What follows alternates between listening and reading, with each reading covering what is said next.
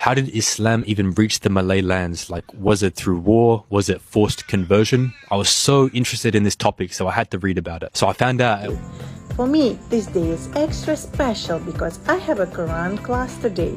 Studying alone can be really challenging, so I'm grateful to have a group where we read out. In Malaysia, even if they have a lot of foreigners, a lot of outsiders coming to Malaysia, and of course it affects all the markets, all the... What to expect? I didn't know how people were going to treat me. I also didn't care because this is a personal journey for me, but I have to say, without doubt, some of the most sincere and genuine people approached me during my 2.5 hours at the mosque. This thing where everyone was like, oh, so nice to be in Malaysia, but in England or wherever else, Muslims were different. And then finally I came back to Malaysia to teach at UTM in Johor. Kalau anak-anak Indonesia belajar agama Islam, maka yang diajarin pertama adalah baca tulis Quran, ayat-ayat Al-Quran, hadis dihafal, menafsirkan hukum-hukum di situ, kemudian memperdebatkannya. Banyak pesantren-pesantren kita yang melahirkan pendebat-pendebat, jadi agama menjadi ajang perdebatan. Get that back in Scotland, and why? He never did anything wrong. I'm assuming it's very difficult for a Muslim here sitting in Malaysia to understand what.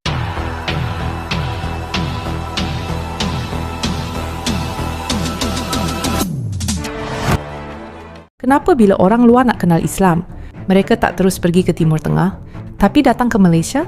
Kenapa pelancong, pelajar, malah paderi Sami dan orang biasa, akhirnya duduk diam, dengar dan belajar Islam di sini? Hari ini, kita bongkar satu perkara yang buat ramai orang luar kata, Islam di Malaysia, buat kami rasa tenang. Di Malaysia, Islam bukan ditunjuk dengan marah, bukan dengan paksaan. Orang luar lihat sendiri, orang Islam senyum, tolong tanpa tanya agama, bercakap dengan hormat walau berbeza. Mereka kata, kalau ini Islam, kami nak tahu lebih. Dan dari situ, rasa ingin belajar itu bermula. How did Islam even reach the Malay lands? Like, was it through war? Was it forced conversion? I was so interested in this topic, so I had to read about it. So I found out it was definitely not war or forced conversion. And as Muslims, we know that forced conversion doesn't exist in Islam. Allah subhanahu wa ta'ala tells us in the Quran, there is no compulsion in religion. So Islam came to the Malay lands through traders. Merchants from mostly Yemen and India would come to the Malay lands to trade. They brought Islam on their ships, not with weapons, but with akhlak. They brought their character. They demonstrated Islam in a way that was so beautiful. It caught the attention of the Malay people. And one of the earliest proofs of Islam in the Malay lands is a stone in Terengganu dated 1303, which was written with Arabic letters and carries elements of the Sharia. So a little later on, the Sultanate of Malacca embraced Islam, and it spread rapidly through the region, and the people joined not because they were forced, but because they saw something better. They saw the beauty in this beautiful deen. So Islam didn't spread through the Malay lands through fear or conflict. It spread through the beautiful Malay lands because it worked, because of its beauty, because of its truth. If you know more about this or I missed anything crucial, let me know in the comments, because I'm so intrigued about this rich Malay history, rich Malay Islamic history, and I want to learn more and more about it. So yeah, let me know in the comments if I missed anything and what I can look into next. Bravo to Malaysia, one of only 3 countries in the world that observes Nuzul al-Quran as a public holiday. For me, this day is extra special because I have a Quran class today. Studying alone can be really challenging, so I'm grateful to have a group where we read out loud together. I'm also checking the translation in a special edition dedicated to Palestine, printed at Nashul Quran, the world's 2nd largest Quran printing center right here in Malaysia. How about you? Please advise me, which ayah do you think is most important to memorize first? Man, this is what I love about Malaysian people, If you go to France, you will face so much racism, so much Islamophobia. But in Malaysia, even if they have a lot of foreigners, a lot of outsiders coming to Malaysia, and of course it affects all the markets, all the, everything is more expensive now, and I think it's a worldwide condition, but also because of outsiders coming to Malaysia, but still always welcoming people. So thank you so much. It's so... It's 5 o'clock in the morning. my first day, my first time of visiting the local mosque here in Malaysia. I'm looking forward to it. No, I didn't know what to expect. I didn't know how people were going to treat me. I also didn't care because this is a personal journey for me, but I have to say, without doubt, some of the most sincere and genuine people approached me during my 2.5 hours at the mosque. And a special mention has to go to the gentleman on the screen that I'm pointing to. He's called Saiful. He very kindly brought me to the mosque. So I can start off with how I was pretty much Islamophobic, anti-Islam. Yeah, I was, to be honest, I was. Yeah, so. Journey to Islam started when I actually came to Malaysia. I was originally anti-Islam. I didn't like Muslims. I wasn't exposed to many Muslims at all. And after the events of like 9/11 and the bombings in London, I was, naturally scared of Muslims and didn't really like Muslims at all. And obviously I was against sort of the whole ideology of Islam. And then I was given a chance to come to Malaysia, to study here in Malaysia for 1 year, and I was instantly exposed to the beauty of Islam through the Akhlak of the Muslims here. Everyone was very welcoming. Basically everyone was the opposite of what I was told by the media in England. And I naturally became curious and I wanted to know more. So when I was in Malaysia, I asked everyone, more questions about Islam. Why do women do this, or why do you do? They gave me the answers, and the answers of what I wanted to know in a very simple way, so I could understand it, or any non-Muslim could understand it, without the complications, making it confusing for a non-Muslim to understand. Why do you do all the washing up your arms when you pray? Why do you bow down when you pray? Allow me. Always questions. Many of my friends replied nicely. And then I went back to England with a different mindset of Islam. I took it upon myself to go to the Islamic society in England, like the clubs. I basically joined in with all the Muslim week. I think every Tuesday we went to a club and just hang out and chilled and talked about Muslim matters in England. The reason why I did that was so I knew that all Muslims were like this. Going to Malaysia, Islam was great. Going to England, I wanted to make sure it was the same thing. It wasn't this sort of this thing where everyone was like, oh, so nice to be in Malaysia, but in England or wherever else, Muslims were different. And then finally I came back to Malaysia to teach at UTM in Johor, and then decided to, this is the right thing, and that's how I became a Muslim. And after about 3 or 4 years of studying Islam, I decided to enter Islam. Malaysia unik. Masjid berdiri dekat kuil, azan berkumandang tanpa ganggu sesiapa. Orang luar terkejut bila lihat Islam boleh hidup aman dalam masyarakat berbilang bangsa dan agama. Mereka nampak sendiri, Islam bukan penghalang kemajuan, tapi panduan hidup yang seimbang. Sebab itu ramai kata, kami belajar Islam di Malaysia sebab ia nyata, bukan teori. Tak ada ceramah panjang, tak ada debat panas. Cuma akhlak, cuma cara bercakap, cuma cara berpakaian dan bergaul. Ramai orang luar mengaku mereka jatuh hati dengan Islam. Bukan sebab ayat yang indah, tetapi kerana orang Malaysia yang mempraktikkannya.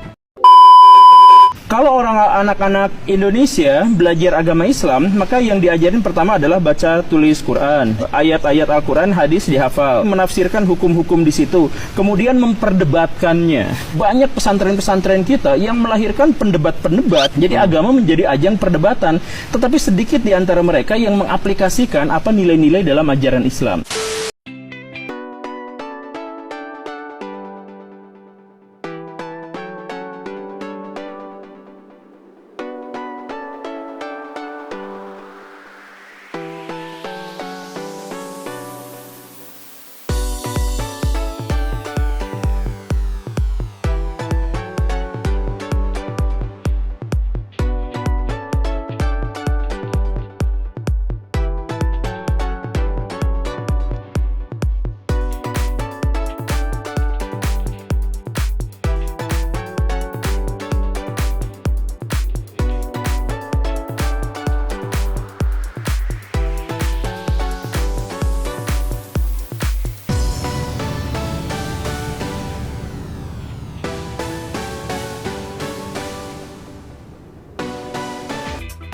Halo guys, assalamualaikum.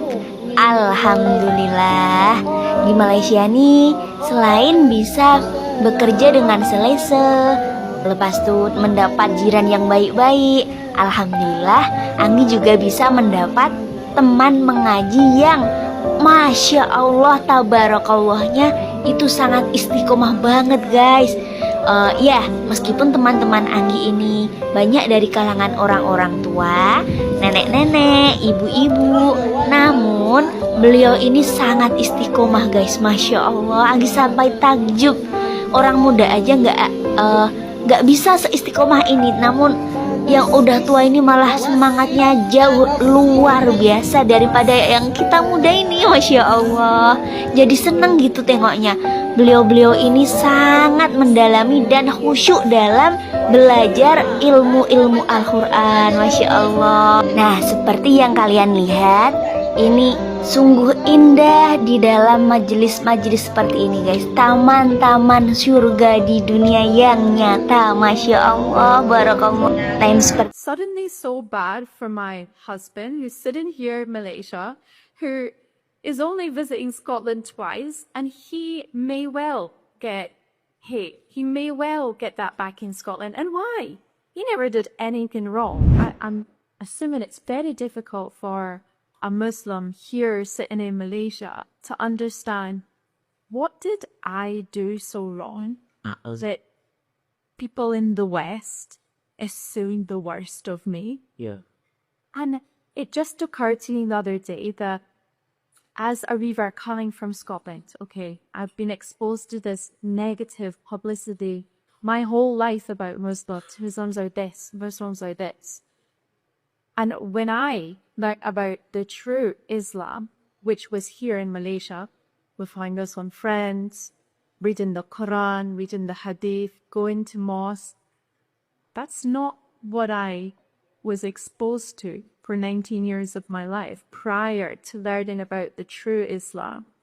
So I feel a huge responsibility, and I'm willing to take on the challenge of trying to bridge that gap, because a revert like myself, I have seen both sides. Not only have I seen it, I've lived both sides. I've lived a different lifestyle in the past, and I have empathy for both sides, because in the West, they're getting taught somewhat that this is true about Muslims, and it's not. And there needs to be someone to try and bridge that gap that can almost empathize with these people who are misguided, who don't fully understand. So PX, revert has been trying to bridge that gap. But going back to my first point, it just occurred to me recently, like, I just felt suddenly so bad for my husband who's sitting here in Malaysia, who is only visiting Scotland twice, and he may well get hate. He may well get that back in Scotland. And why? He never did anything wrong. So actually recently I asked my husband to watch this documentary called The London Bombings on Netflix to actually try and understand, hey, why would I ever get hate as a Muslim in the UK? And I only wanted him to watch that to understand how we can both bridge a gap. We can't just fight hate with more hate. That's never going to work. So the only way that we can fight and try to bridge that gap between this misunderstanding and misjudgment is only by compassion and empathy. So I hope that he watched that and understood the huge role that he has to play also, which he never asked for. He's just a born Muslim, minded his business, you know, a great lifestyle, alhamdulillah. So yeah, I would urge you all, this is a chilling documentary, London Bombings on Netflix, but just to try and understand why would people in the West and in the UK specifically for this, why would they think that way about us Muslims? We're just trying to have this beautiful lifestyle that the Quran teaches us to be. And yeah, maybe then we can start with the empathy and compassion and understanding the mindset of others, and then inshallah we can bridge that gap together. Amin. Akhirnya kita faham kenapa ramai belajar Islam di Malaysia. Bukan sebab kita paling sempurna, tetapi sebab Islam di sini ditunjukkan dengan kasih sayang. Dan kadang-kadang itulah dakwah paling kuat. Kalau dunia kenal Islam melalui akhlak seperti di Malaysia, agaknya berapa ramai lagi yang akan terbuka hatinya. Ini bukan cerita biasa, ini arus story. Arus story dari lensa dan cerita. bukan sahaja dihayati, tapi dipelajari.